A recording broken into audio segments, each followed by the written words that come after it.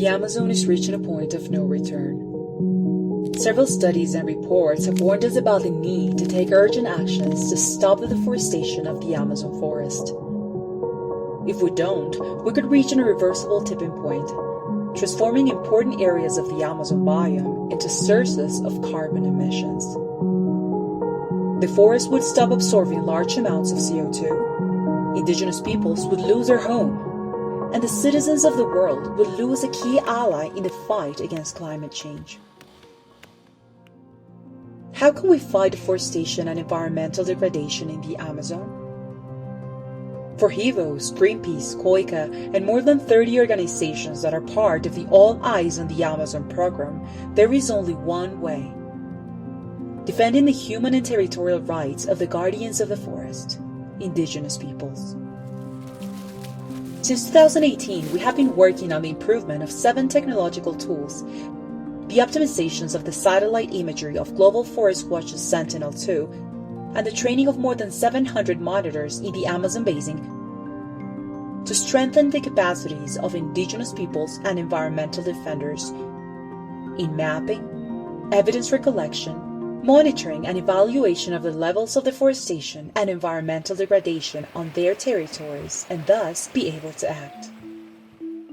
In Ecuador, Alianza Ceibo and Amazon Frontlines used the collected evidence in the legal battle that led to the historic court ruling to stop the bidding of Oil Block 22 in Waorani territory.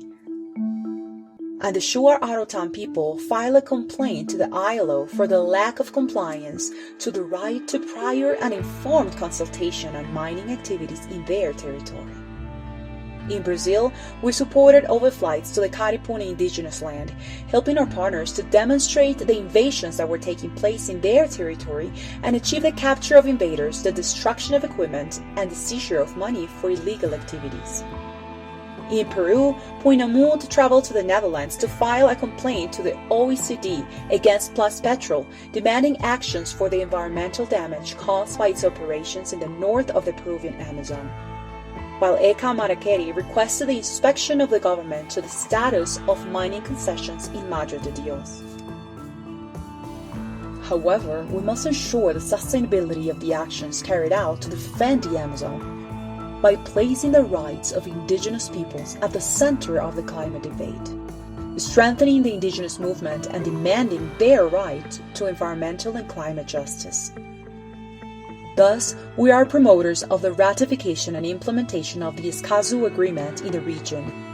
because we believe it is a step forward to guarantee the protection of environmental defenders and ensure access to information and participation in justice. Also, we support the participation of representatives of local and indigenous organizations in international fora, as well as the development of initiatives such as the Indigenous Women's March and the Free Land Camp in Brazil, because the encounter of peoples, cultures, and organizations is important not only to exchange land defense strategies, but to position indigenous voices worldwide.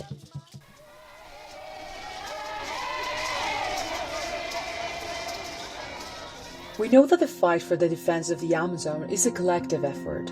which is why we developed the All Eyes on the Amazon Learning Platform, a virtual space built collaboratively by partners and allies of the program, in which tools and resources are available to anyone who wants to contribute to protecting the Amazon basin and its peoples. The work continues in a world where human rights violations, nature destruction, and climate change threaten the survival of the indigenous peoples and local communities in the Amazon, and with them, the possibility of protecting a key biome to respond to the climate crisis. We need to make a difference. It's time to put all eyes on the Amazon.